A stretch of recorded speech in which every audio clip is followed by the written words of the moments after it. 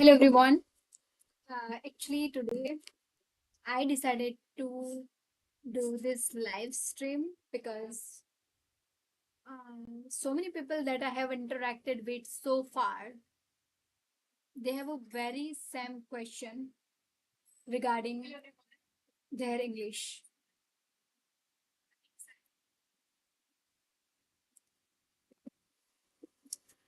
So basically, their question is like when they are speaking with someone.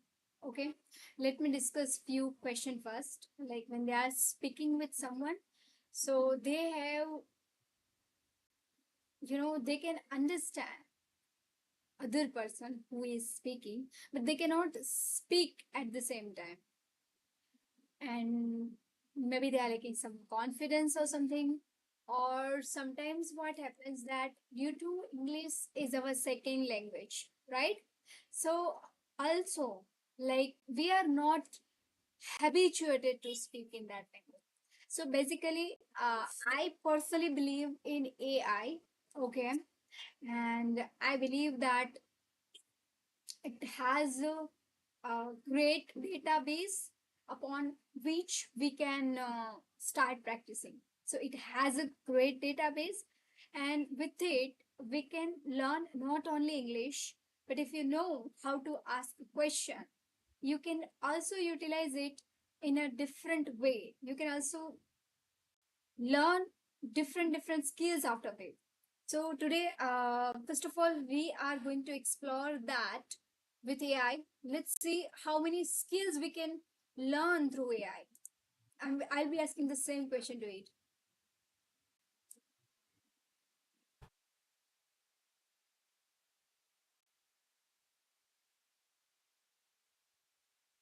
Hello, are you there?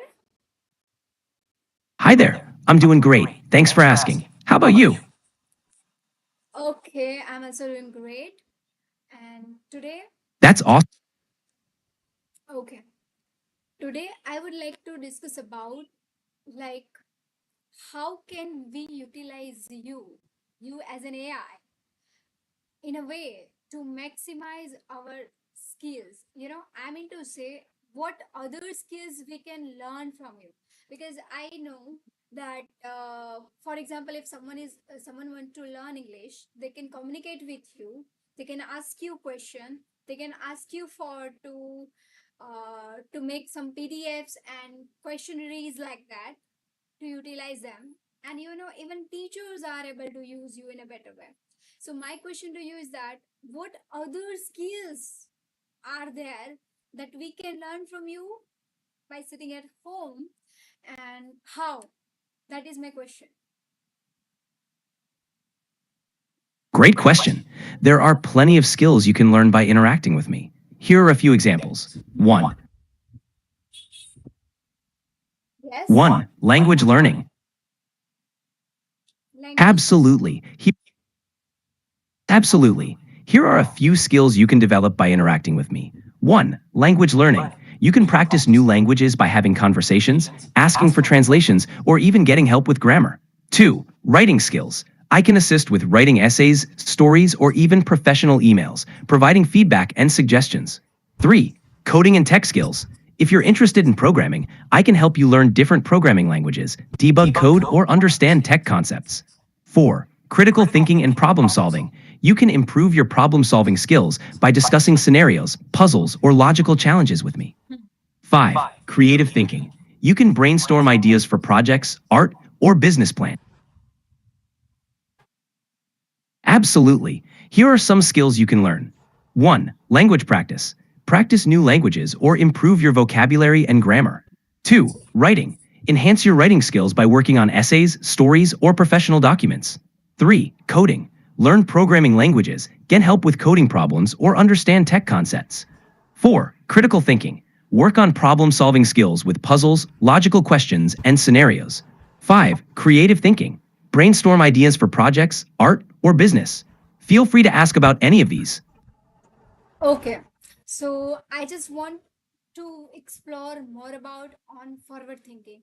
So you just let me know what is forward thinking and what I need to do for that to improve. Forward thinking is all about anticipating future possibilities and planning ahead. It helps you make better decisions and adapt to changes. Here's how you can improve it. 1. Set goals. Think about where you want to be in the future and set specific, achievable goals. 2. Stay informed. Keep up with trends and changes in areas that interest you. 3. Adaptability. Be open to new ideas and flexible in your approach. 4. Learn continuously. Always seek to expand your knowledge and skills. 5. Reflect. Regularly reflect on your experiences and learn from them to make better future decisions.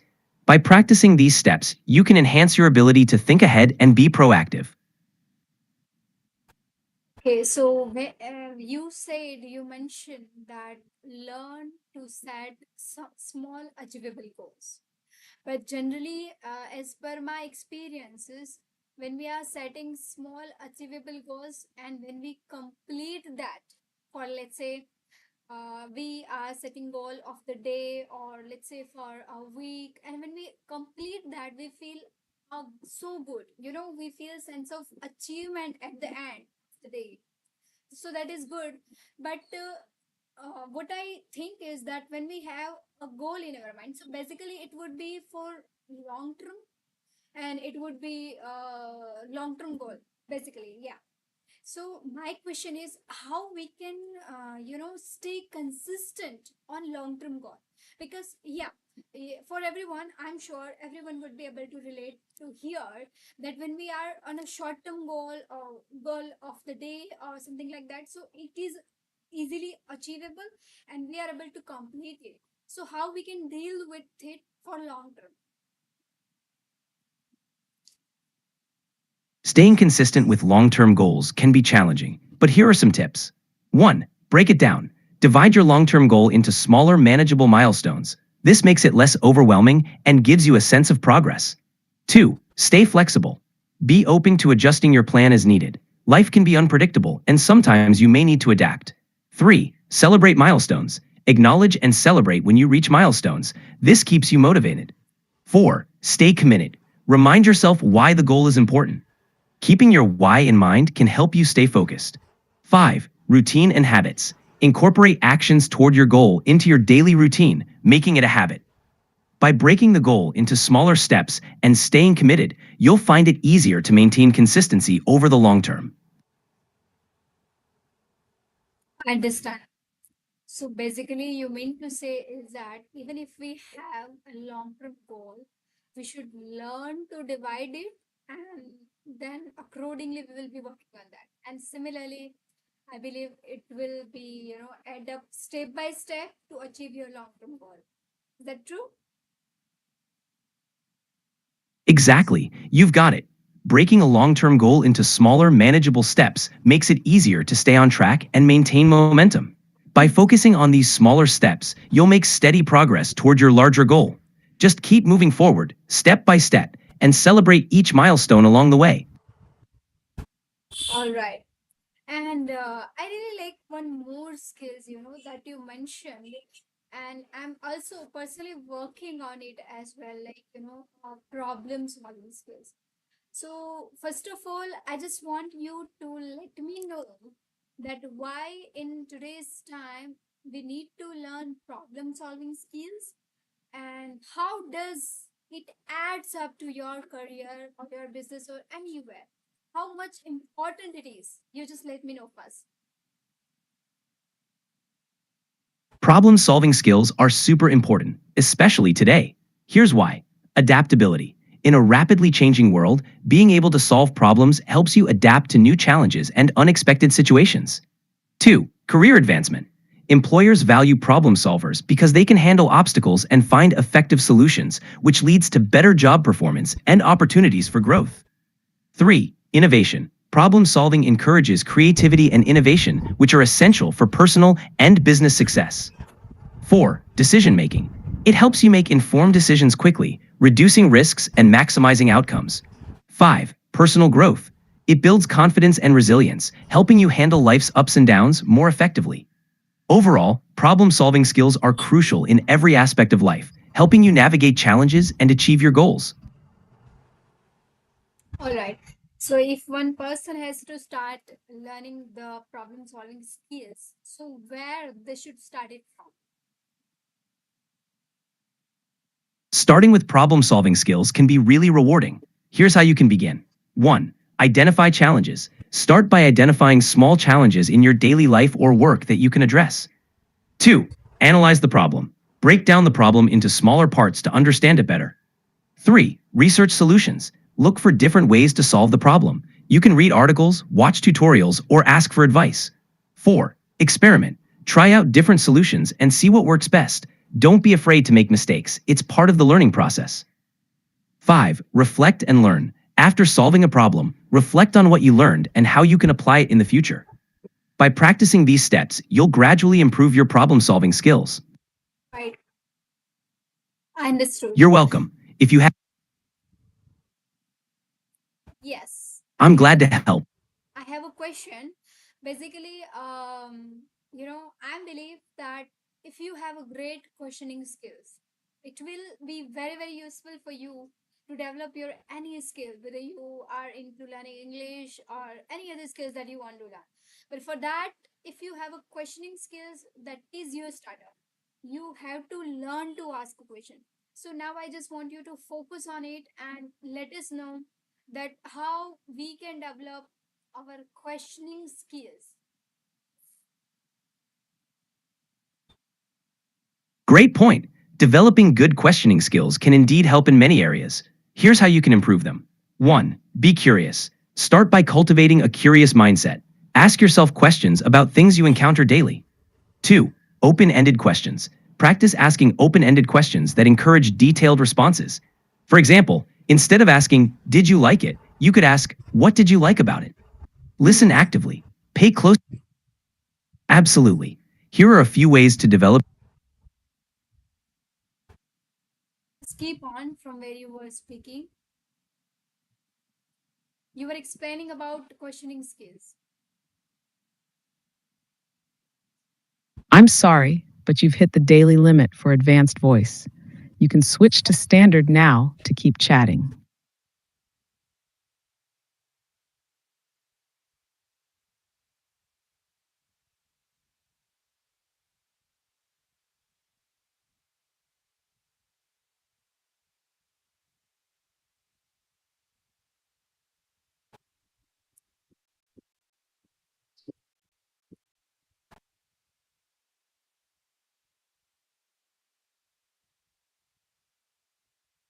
All right. So now we will be discussing on questioning skills. You know, um, you just say Great. Questioning skills are key to effective communication and learning. They help you get deeper insights and understand things more clearly. What aspect of questioning skills would you like to focus on? Are you okay. looking to improve how you ask questions or perhaps how you interpret others' responses? Okay. So how many aspects are there for questioning skills? You just let me know.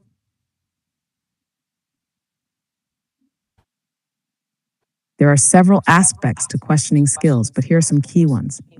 1. Question types. This includes open-ended versus closed-ended questions. Open-ended questions encourage discussion, while closed-ended questions typically require a yes-no answer. 2. Clarity, ensuring that your questions are clear and specific so that the person you're asking understands exactly what you're looking for. 3. Relevance, asking questions that are relevant to the situation or topic to ensure that the conversation stays on track. 4. Listening. Active listening helps you ask follow-up questions that dive deeper into the discussion based on the answers you receive. 5. Empathy. being mindful of how your questions may come across. Asking with respect and understanding can make the conversation more productive. 6. Timing. Knowing when to ask a question, especially when it adds value or helps clarify something important. 7. Critical thinking. Using questions to explore assumptions, challenge ideas, and expand your understanding of a topic. These aspects help you ask effective questions and have meaningful conversations. Would you like to explore any of these in more depth? Absolutely. So basically, first of all, I would like to explore on active listening. I personally believe active listening does not only lets you ask open-ended questions, but it Active really listening helps. is a fundamental skill for effective communication. It's not just about hearing words, but truly understanding the message being conveyed. Here's how it works. 1. Focus completely. Give your full attention to the speaker. This means avoiding distractions, like looking at your phone or thinking about your response while they're talking. 2. Acknowledge. Nod, smile, or give small verbal cues like I see or interesting. This shows the speaker that you're engaged in processing what they're saying. 3. Reflect and clarify. Once they've said something, reflect back what you've heard. For example, so what you're saying is. This shows that you've understood, and it gives them a chance to clarify if needed. 4. Ask thoughtful follow-up questions. Based on what you've heard, ask questions that deepen your understanding. This shows you're actively engaging with the conversation, not just passively listening. 5. Avoid interrupting. Let the person finish their thoughts before you respond. Interrupting can make them feel unheard or dismissed. 6. Empathy. Try to understand the emotions behind the words. This helps you connect on a deeper level. Active listening leads to better comprehension, stronger relationships, and clearer conversations. Have you had any experiences where active listening made a difference in your communication? Absolutely. I have personally experienced those kind of things where, where I've involved myself in active listening, I can able to connect with that person very deeply. Our connection feels so deeper when we are listening to active with that person.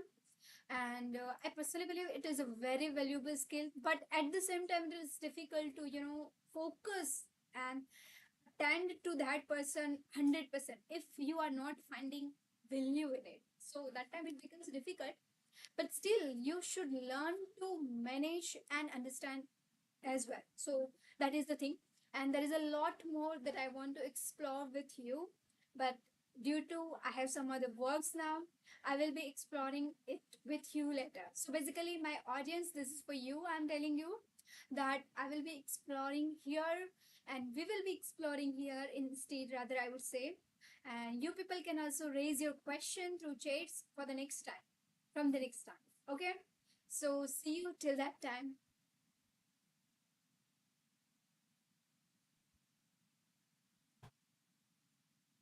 That sounds like a great plan. It's true that